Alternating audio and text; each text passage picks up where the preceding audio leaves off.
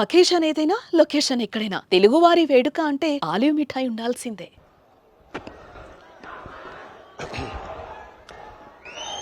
వేదికమైన గౌరవ ముఖ్యమంత్రి నారా చంద్రబాబు నాయుడు గారికి, గౌరవ ఉప ముఖ్యమంత్రి పవన్ అన్నకి, బీజేపీ రాష్ట్ర అధ్యక్షులు మాధవ్ గారికి, రవాణా శాఖ మార్చులు రాంప్రసాద్ రెడ్డి గారికి, సత్యకుమార్ యాదవ్ గారికి, వేదిక మీద ఎమ్మెల్యేలు ఎంపీలకి, ప్రత్యేకంగా ఈ సమావేశానికి విచ్చేసిన మా ఆటో డ్రైవర్లందరికీ పేరు పేరున నా హృదయపూర్వక నమస్కారాలు.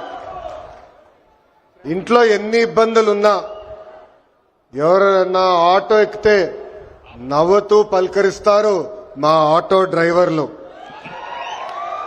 గ్రామ స్థాయి నుంచి దేశ రాజకీయాలంతా కూడా ఆటో డ్రైవర్లే ఆటోలో చర్చిస్తారు. పోయిన 5 సంవత్సరాలు చూసాం. మీ మౌత్ పబ్లిసిటీ దెబ్బకి వైనాట్ 175 కాస్త వైనాట్ 11 అయినాయి. విశ్వవిఖ్యాత నట సార్వభౌమ స్వర్గశ్రీ నందమూరి తారక రామారావు గారు కూడా డ్రైవర్ గా నటించిన సినిమా డ్రైవర్ రాముడు. మీ అందరి బాలయ్య నా ఒక్కడికే ముద్దల మావయ్య అయినా బాలయ్య బాబు గారు డ్రైవర్ గా నటించిన సినిమా లారీ డ్రైవర్. అంతేకాదు పవన్ అన్న కూడా నటించారు, డ్రైవర్ గా నటించారు. ఆ సినిమా పేరేంటి ఇంపడట్లా, అత్తారింటికి దారేది. ఆనాడు అన్న ఎన్టీఆర్ కాకి డ్రెస్ వేసుకుని రాష్ట్రం మొత్తం చైతన్య రథం పైన వెళ్తే ఢిల్లీ మొత్తం గడగడలాడించిన వ్యక్తి.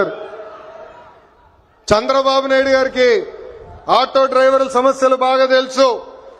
కేబినెట్ మీటింగ్ లో ఏనాడు ఎప్పుడైతే మేము చర్చిస్తామో మా ఆటో డ్రైవర్లకి మేము అండగా నిలబడతామని పదే పదే చెప్తారు.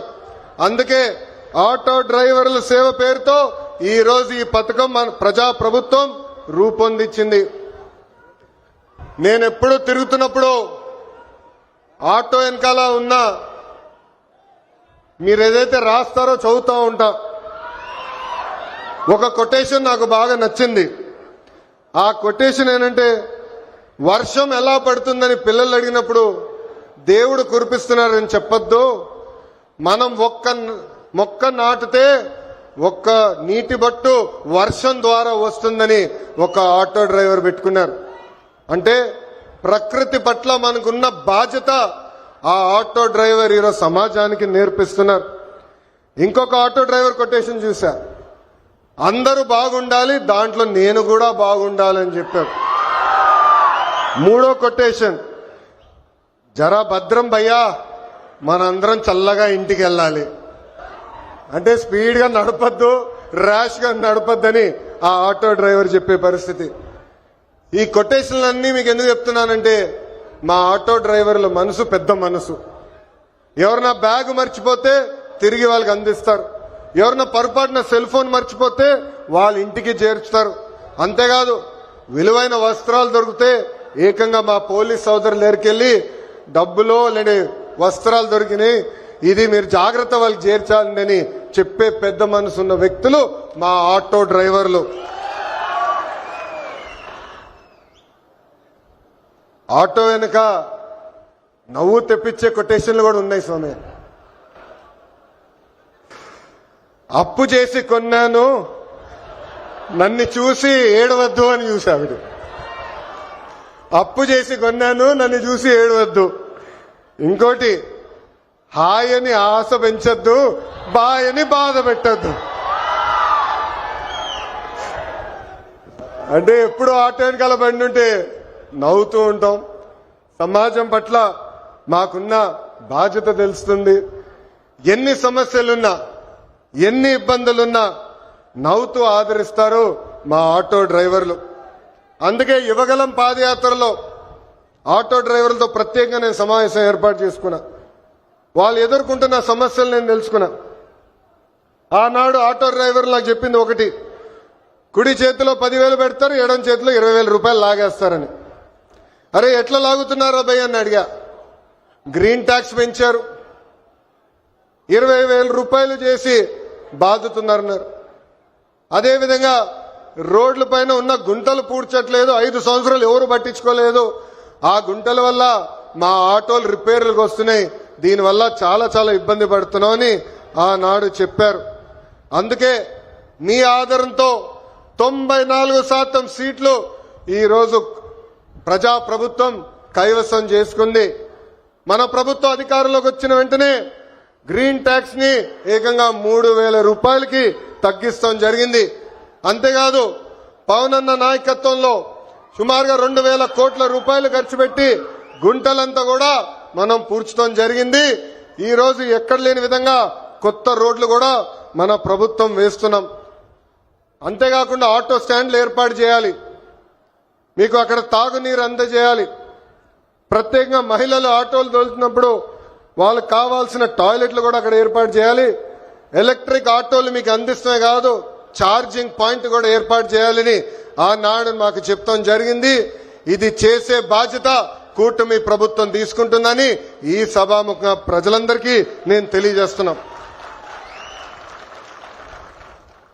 నేను యువగలం పాదయాత్ర చేసినప్పుడు మహిళల్ని కించపరిచే విధంగా ఆనాడు రోజా గారు మాట్లాడారు. మా తెలుగు మహిళ చీరలు గాజులు ఆమెకి ఇచ్చేదానికి వెళ్ళినప్పుడు వెళ్ళిన ఆటోని ఆనాటి పోలీస్ సోదరులు సీజ్ చేశారు. ఆ ఆటో డ్రైవర్ పేరే హమీద్ బాషా. పాపం ఈ ఆటో పైన ఆయనే కాదు, ఆయన కుటుంబంలో ఉన్న 5గురు ఆధారపడి ఉంటారు. అతను నా దగ్గరికి వచ్చి, అన్నా నేను ఇబ్బంది పడుతున్నా, నన్ను ఆదుకో అంటే గౌరవ ముఖ్యమంత్రి శ్రీ నారా చంద్రబాబు నాయుడు గారు ఆనాడు నేను ఫోన్ చేసి ఒక ఆటో ఇవ్వాలనుకుంటే ఒకటి కాదు, ఏం అవసరం ఉన్నా ఆ కుటుంబాన్ని ఆదుకో, ఇది మన బాధ్యత అని చెప్పిన వ్యక్తి చంద్రబాబు నాయుడు గారు. సామాన్యుడి కారు ఆటో, వర్షం వస్తే ఇంటికి తీసుకెళ్లేది మా ఆటో డ్రైవర్లు, ఏకంగా చిన్న పిల్లల్ని సేఫ్ గా స్కూల్కి తీసుకెళ్లి తిరిగి తీసుకొచ్చేది మా ఆటో డ్రైవర్లు. అనారోగ్యంతో ఎవరన్నా బాధపడితే అంబులెన్స్ లాగా మారి ఆసుపత్రులు కూడా తీసుకెళ్లేది మా ఆటో డ్రైవర్లు. పనికి గాని ఆఫీస్కి వెళ్లాలన్నా, ట్రైన్ ఎక్కాలన్నా, బస్ ఎక్కాలన్నా ఫీడర్ వెహికలే మన ఆటో. మీరు ఆటో తోలి ప్రజలకి మెరుగైన సేవ చేస్తున్నారు కనుకనే మీ రుణం తీర్చుకునేదానికి ప్రజా ప్రభుత్వం ఈరోజు ఆటో డ్రైవర్ల సేవలు అన్న పథకాన్ని నేను రూపొందిస్తాం జరిగింది. కార్మికులు డ్రైవర్లు తమ వాహనాలు పూజలు చేసుకుంటారు దసరా పండగప్పుడు. దసరా పండగ అయిన కరెక్ట్ గా 3 రోజుల్లోనే ఈ రోజు ఆటో డ్రైవర్ల అకౌంట్ లో 15,000 రూపాయలు ప్రజా ప్రభుత్వం అందజేయబోతుంది. సుమారుగా 3 లక్షల మంది డ్రైవర్లకి ఈ కార్యక్రమం వర్తిస్తుంది. అందుకే నేను ఇక్కడున్నా మిమ్మల్ని అందరిని ఒకటే కోరుతున్నా, మన వృత్తిలో డబ్బులు ఖర్చు పెట్టాలి, మెరుగైన సర్వీస్ అందజేయాలి. అప్పుడే మనకు కూడా అద్భుతమైన మార్కెట్ వస్తుంది. ఆవకాయ పట్టాలన్నా, అంతరిక్షానికి వెళ్లాలన్నా, ఆటో అద్భుతంగా తోలాలన్నా మా మహిళలే చేయగలుగుతారు. నేను ఇక్కడికి వచ్చినప్పుడు ఏకంగా స్వర్ణలత గారు నన్ను నడిపారు. ఆమె ఇంట్లో పడుతున్న కష్టాలు నేను నేరుగా తెలుసుకునేదానికి అద్భుతమైన అవకాశం వచ్చింది. ఇక్కడ ఉన్న మగవాళ్ళ కన్నా మా అక్కనే అద్భుతంగా నడిపింది. ఈరోజు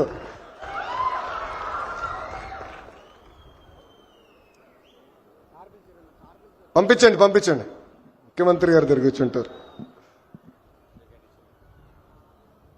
స్వర్ణలత గారు ఆటో తోలుతూ కుటుంబం మొత్తం పోషిస్తున్నారు. ఇంట్లో ఆమె భర్త కూడా అద్భుతంగా సహకరిస్తున్నారు.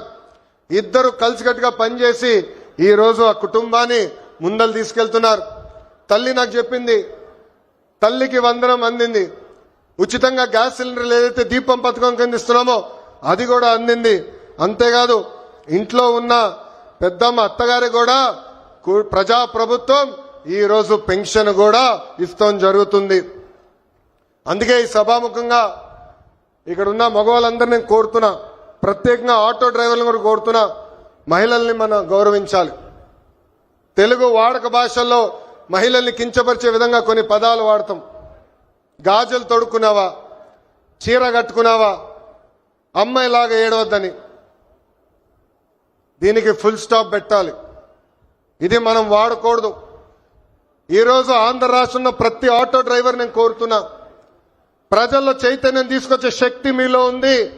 మీరు ఏదైతే ఒక్క విషయం తలుచుకుంటే అది సాధించే శక్తి మీలో ఉంది. అందుకే మహిళల్ని గౌరవించాలనేది పదే పదే ఎవరైతే మీ ఆటో ఎక్కుతారో వాళ్ళకి తెలియజేయాలని ఈ సభాముఖంగా మిమ్మల్ని అందరినీ నేను కోరుకుంటూ, మా పైన ఒక పవిత్రమైన బాధ్యత మీరు పెట్టారు. గత పాలకులు మీటింగ్ జరిగితే మీరందరూ చూసేవారు, పరదాలు కట్టేవారు, బ్యారికేడ్లు పెట్టేవారు. కానీ ఈరోజు గౌరవ ముఖ్యమంత్రి గారు కానివ్వండి, ఉప ముఖ్యమంత్రి గారు కానివ్వండి, ఒక సామాన్య వ్యక్తిగా మీ ముందల నుంచుంటున్నారు. మీ రుణం తీర్చుకుంటామే మా లక్ష్యం. అహర్నిశలు కష్టపడతాం. ఎన్ని ఆర్థిక ఇబ్బందులున్నా ఇచ్చిన ప్రతి హామీ నిలబెట్టుకునే బాధ్యత ప్రజా ప్రభుత్వం తీసుకుంటుంది. ఈ రోజు ఆంధ్ర రాష్ట్రంలో డబుల్ ఇంజిన్ సర్కార్ ఉంది. కేంద్రంలో గౌరవ ప్రధానమంత్రి నరేంద్ర మోడీ గారు, రాష్ట్రంలో గౌరవ ముఖ్యమంత్రి చంద్రబాబు నాయుడు గారు. ఈ డబుల్ ఇంజిన్ సర్కార్ అద్భుతంగా నడుస్తుంది కనుకనే మన ఎన్ని ఆర్థిక ఇబ్బందులున్నా ఇచ్చిన ప్రతి హామీ, సంక్షేమ కార్యక్రమాలు మనం నిలబెట్టుకోగలుగుతున్నామని ఈ సభాముఖంగా తెలుపుకుంటూ, మళ్ళీ వస్తాం, అద్భుతమైన కార్యక్రమాలు చేస్తాం. మీ పిల్లల భవిష్యత్తు చూసుకునే బాధ్యత ప్రజా ప్రభుత్వం తీసుకుంటుందని ఈ సభాముఖంగా మీ అందరికి హామీ ఇస్తూ, నాకు ఇంత అద్భుతమైన అవకాశం ఇచ్చిన మా ఆటో డ్రైవర్లందరికీ పేరు పేరున నా హృదయపూర్వక నమస్కారాలు తెలుపుకుంటూ మీ అందరి దగ్గర నుంచి సెలవు తీసుకుంటున్నాం. చంద్రబాబు నాయుడు గారి నాయకత్వం, చంద్రబాబు నాయుడు గారి నాయకత్వం, పవన్ అన్న నాయకత్వం, పవన్ అన్న నాయకత్వం, మోడీ గారి నాయకత్వం, మోడీ గారి నాయకత్వం. జై హింద్, జై హింద్, వందే వందే. అందరికీ నమస్కారం. ధన్యవాదాలు సార్.